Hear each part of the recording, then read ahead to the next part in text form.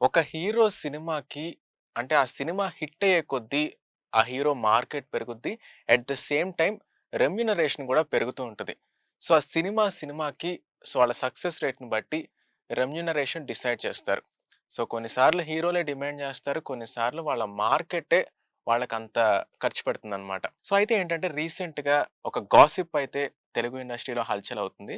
So, రీసెంట్‌గా ధనుష్ ఒక తెలుగు ప్రొడ్యూసర్‌ని ఆయన్ని అంటే ఆయన దగ్గరికి స్టోరీ చెప్పడానికొచ్చిన తెలుగు ప్రొడ్యూసర్‌ని 50,00,00,000 డిమాండ్ చేసినట్టు ఒక గాసిప్ అయితే ఇక్కడ ఈ తెలుగు ఫిల్మ్ నగర్‌లో కొంచెం హల్చల్ అవుతుంది. సో, ఇది ఎంతవరకు నిజమా? లేదా? అనేది పక్కన పెడితే సో, ధనుష్ ఈ 50,00,00,000 డిమాండ్ చేయడం గురించి గనక మనం మాట్లాడుకుంటే, సో, జనరల్‌గా చూసుకుంటే ధనుష్‌కి తమిళ ఇండస్ట్రీలోనే కాకుండా తెలుగు ఇండస్ట్రీలో కూడా మంచి మార్కెట్ ఉంది. నిజానికి చెప్పాలంటే ధనుష్ తీసుకునే రెమ్యూనరేషన్ అంటే యావరేజ్‌గా ఆయన తీసుకునే రెమ్యూనరేషన్ ఏంటంటే 35,00,00,000 ఆయన తమిళ ఇండస్ట్రీలో అంతే తీసుకుంటారు. సో, ఇక్కడ తెలుగు ఇండస్ట్రీలో 50,00,00,000 ఎందుకు తీసుకుంటున్నారనేది చాలా మందికి అర్థం కావట్ల. ఎందుకంటే కావాలని ఇలా చేస్తున్నారా? కావాలని ప్రొడ్యూసర్‌కి ఎక్కువ భారం పెంచేస్తున్నారా? అని కొంతమంది రకరకాల కామెంట్స్ చేస్తున్నారు. అంటే ఎవరికి తోచినట్టు వాళ్ళు కామెంట్స్ చేస్తున్నారు. సరే ఇప్పుడు మనం 2 సైడ్స్ మాట్లాడుకుంటే మనం అన్ని యాంగిల్స్‌లో గనక మనం ఒకసారి చూసుకుంటే సో, ధనుష్ ఆయనకి ఇక్కడ తెలుగులో కూడా మంచి మార్కెట్ ఉంది. 'రఘువరన్ బీటెక్' నుంచి ధనుష్‌కి ఇక్కడ తెలుగు ఇండస్ట్రీలో మంచి ఫ్యాన్ ఫాలోయింగ్ వచ్చింది. ఎందుకంటే 'రఘువరన్ బీటెక్' సినిమాలో ఆయన ఒక ఉద్యోగం లేని ఒక బీటెక్ గ్రాడ్యుయేట్‌గా చాలా బాగా నటించారు. చాలా మందికి కనెక్ట్ అయింది. ఎందుకంటే అప్పటికి ఇక్కడ మన తెలుగు రాష్ట్రాల్లో ఇంజినీరింగ్ చదివి ఉద్యోగాలు లేకుండా చాలా మంది ఉన్నారు. సో, అప్పుడు ఆ సినిమా వచ్చిన టైంలో చాలా మందికి కనెక్ట్ అయిందనమాట. అంటే అప్పుడప్పుడే స్టార్ట్ అయింది. అంటే ఎక్కువగా బీటెక్ ఎక్స్‌పోజర్ పెరిగి ఉద్యోగం లేకుండా ఖాళీ కూర్చోవడం అనేది ఆ ట్రెండ్ అప్పుడప్పుడే స్టార్ట్ అయింది. ఆ టైంలో 'రఘువరన్ బీటెక్' సినిమా వచ్చింది. సో, ధనుష్‌ని చూసి చాలా మంది కనెక్ట్ అయ్యారు. అలా ఆయన సినిమాలు కొన్ని తెలుగులో రిలీజ్ అవ్వడం జరిగింది. అలా చాలా మంది కనెక్ట్ అయ్యారు. ఆ తర్వాత ఆయన స్ట్రెయిట్ తెలుగు సినిమాలో యాక్ట్ చేశారంటే బైలింగ్వల్. తెలుగు ఇంకా తమిళ్ బైలింగ్వల్ అయినటువంటి 'సార్' మూవీలో ఆయన యాక్ట్ చేశారు. ఇది 'వెంకి అట్లూరి' డైరెక్షన్‌లో వచ్చింది ఈ మూవీ. ఆ మూవీలో యాక్ట్ చేశారు. ఆ మూవీకి కూడా చాలా మంచి రెస్పాన్స్ వచ్చింది. దాని తర్వాత ఏంటంటే ఆయన రీసెంట్‌గా 'ఇడ్లీ కొట్టు' అనే సినిమాని ఆయనే డైరెక్ట్ చేసుకొని ఆయన యాక్ట్ చేశారు. ఈ సినిమా అక్టోబర్ 1న రిలీజ్ అయింది. అయితే ఏంటంటే ఈ సినిమాకేంటంటే అంత హ్యూజ్ రెస్పాన్స్ రాకపోయినా సరే ఇంకా ధనుష్ యాక్టింగ్‌కి, ఆ స్టోరీకి కొంచెం మంచి హ్యూజ్ అప్లాస్ వచ్చిందనమాట. అయితే ఏంటంటే మనం ధనుష్ 50,00,00,000 డిమాండ్ చేయడం గురించి గనక మనం ఒక కొంచెం డీప్‌గా డిస్కస్ చేసుకుంటే, నిజానికి చెప్పాలంటే ఈ మధ్య కాలంలో తెలుగు సినిమాలన్నీ ఏంటంటే అన్నీ పాన్ ఇండియా కాన్సెప్ట్సే అన్నమాట. అంటే ప్రతి కమర్షియల్ సినిమా తీస్తే గనక ఖచ్చితంగా అది పాన్ ఇండియాలోనే రిలీజ్ చేస్తున్నారు.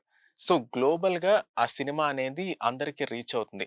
సో, ఆ ఉద్దేశం ప్రకారం 50,00,00,000 డిమాండ్ చేసుండొచ్చు. లేకపోతే ఆ ప్రొడ్యూసర్ పెట్టగలరు అనే ఉద్దేశంతో మేబీ ఆ 50,00,00,000 డిమాండ్ చేసుండొచ్చు. ఇలా రకరకాల కారణాలు అయుండొచ్చు. కానీ కావాలనైతే ఎవరు డిమాండ్ చేయకపోవచ్చు. ఎందుకంటే ఆయన డిమాండ్ చేయడంలో తప్పేం లేదని ఇంకొంతమంది అభిప్రాయపడతారు. ఎందుకంటే ఆయనకున్న మార్కెట్ అలాంటిది. ఖచ్చితంగా ధనుష్ స్క్రీన్ మీద కనిపిస్తే తెలుగు ఆడియన్స్ కూడా కళ్ళార్పకుండా చూస్తూ ఉంటారు. అది మాత్రం మనం కన్ఫర్మ్‌గా చెప్పొచ్చు. సో, ఎందుకంటే 'కుబేరా' సినిమాతో ఆయన క్రెడిబిలిటీ ఏంటనేది అందరికీ తెలిసిందే.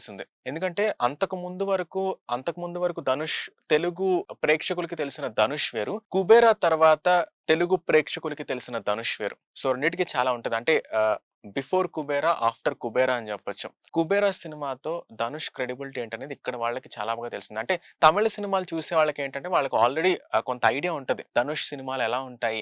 ఏంటనేది ఒక ఐడియా ఉంటది. కానీ తెలుగులో చూసేసరికి కొంచెం వైడ్ రేంజ్‌లో ఆ సినిమా రీచ్ అయిద్ది తెలుగులో అయితే. సో, అప్పుడు తెలుగులో ధనుష్‌ని ఆ గెటప్‌లో, ఆ యాక్టింగ్ చూసేసరికి చాలా మంది మెస్మరైజ్ అయిపోయారు ఆ టైంలో. ఖచ్చితంగా ధనుష్‌కి ఇక్కడ కూడా మంచి మార్కెట్ ఉంది. ఆ మార్కెట్‌ని దృష్టిలో పెట్టుకొని 50,00,00,000 డిమాండ్ చేసుండొచ్చు.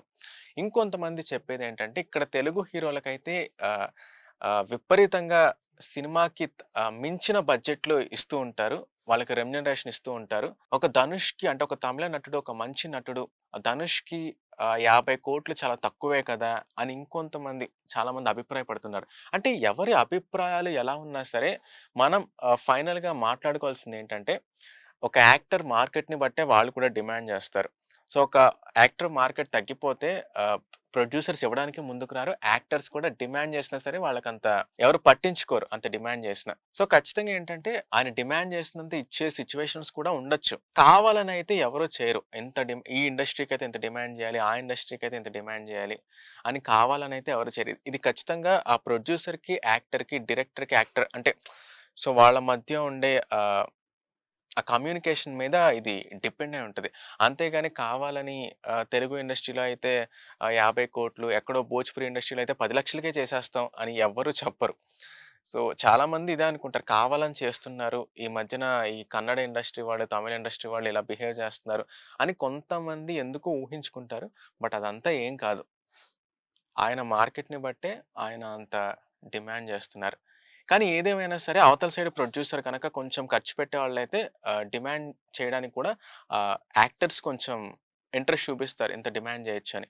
నిజంగా వాళ్ళ కథ బాగా నచ్చింది. కాకపోతే ప్రొడ్యూసర్ దగ్గర కొంచెం డబ్బులు కొంచెం వీక్‌గా ఉన్నాయి. ప్రొడ్యూసర్ కొంచెం ఫైనాన్షియల్‌గా వీక్‌గా ఉన్నారంటే కొంతమంది యాక్టర్స్ వాళ్ళే ముందుకొచ్చి డబ్బులు పెట్టేవాళ్ళు గూడా ఉంటారు. సో, ఏదైనా సరే కథతో వాళ్ళని మెప్పించగలిగితే పైగా తమిళ యాక్టర్స్ ఏంటంటే వాళ్ళని కథతో మెప్పించాలి. కథతో ఖచ్చితంగా వాళ్ళని మెప్పించగలిగితే వాళ్ళు ముందుకొచ్చి వాళ్ళే సినిమా చేసే అవకాశం ఉంటది. ఏదేమైనా ఇది గాసిప్ అయ్యుండొచ్చు. లేకపోతే నిజంగా అయ్యుండొచ్చు. బట్ ఏదేమైనా సరే ఇప్పుడు ఆయన 50,00,00,000 డిమాండ్ చేయడం గురించి గనక మనం మాట్లాడుకుంటే, ఆయన మార్కెట్‌కి తగ్గట్టు ఆయన డిమాండ్ చేశారని చెప్పొచ్చు. సో, ఇంకా మీరేమనుకుంటున్నారు? ఈ 50,00,00,000 డిమాండ్ చేయడంపై మీరేమనుకుంటున్నారో కింద కామెంట్స్‌లో షేర్ చేసుకోండి. అలాగే వీడియోని లైక్ చేయండి, షేర్ చేయండి.